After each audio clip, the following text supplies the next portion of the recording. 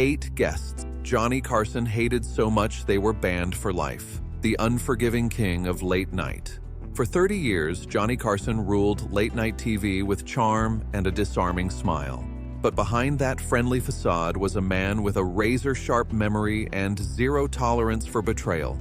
Cross him once, and you didn't just miss one show, you were erased from his world forever. Joan Rivers. From protege to blacklist. Joan Rivers was Johnny Carson's protege and the first permanent guest host on The Tonight Show.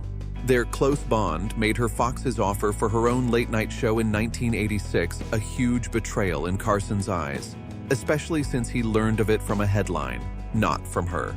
Devastated but silent, Carson banned Rivers completely. No mentions, no clips, as if she never existed.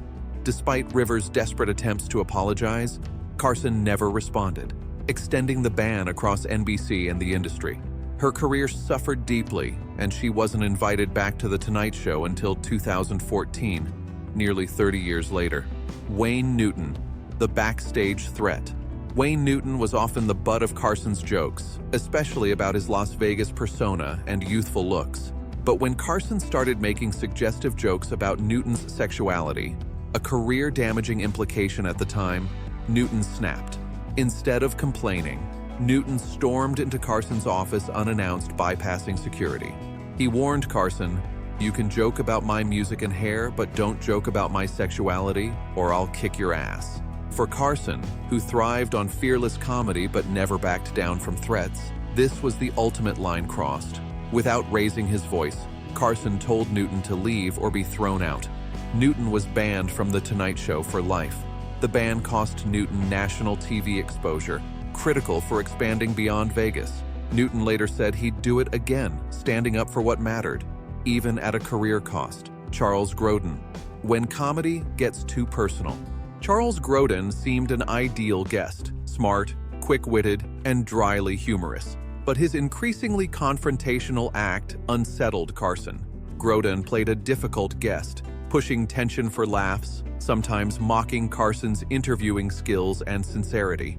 The line was crossed in 1990, when Grodin questioned whether Carson actually cared about his guests or was just going through the motions. For Carson, known for his on-air warmth but private emotional distance, this hit a painful nerve. After that show, Carson quietly ended Grodin's appearances. No formal ban, just a polite but firm no to publicists. Grodin later admitted his act went too far, saying, "I thought I was doing Andy Kaufman, but Johnny didn't find it funny." The ban showed Carson's limits. Clever comedy was welcome, but anything undermining his authority or authenticity was off-limits. Shelley Winters, the drink-throwing incident. Shelley Winters, a 2-time Oscar winner and Hollywood legend, was known for her talent and volatility. By the 1970s, her unpredictable behavior, often fueled by alcohol, made working with her a challenge. Though Carson had interviewed her multiple times with mostly positive results, her explosive side eventually caused problems. Behind the scenes, Tonight Show staff worried about Shelley Winters' erratic behavior. She'd seem fine during pre-interviews, but appear disoriented at tapings. The 1975 episode turned disastrous when Winters, slurring and confused, suddenly threw her full drink, whiskey and ice, into Johnny Carson's face after a joke about her weight. The stunned audience gasped. Carson called a commercial break and stormed off set, furious but professional enough to return and finish the show. Winters was immediately banned for life. Carson saw the incident as a breach of mutual respect and professionalism. Losing The Tonight Show was a severe blow to Winters' already declining career. She later admitted she was in a bad place, and that Carson's ban was fair. The ban highlighted Carson's zero tolerance for disruptive, aggressive behavior toward him personally. Rich Little, the mysterious fade-out impressionist. Rich Little was a frequent Tonight Show guest, beloved for his celebrity impressions. Then, without any public fallout or incident, he simply stopped appearing. The staff explained it wasn't a single event, but a gradual ban due to Carson's growing irritation. Little stayed in character constantly, even off-camera, wearing on Carson's patience. More critically, Carson believed Little was recycling old material instead of bringing fresh impressions, a major no-no for the perfectionist host. Rather than a dramatic ban, Carson quietly told his team to stop booking Little. Little's career thrived elsewhere, but he never got another invite.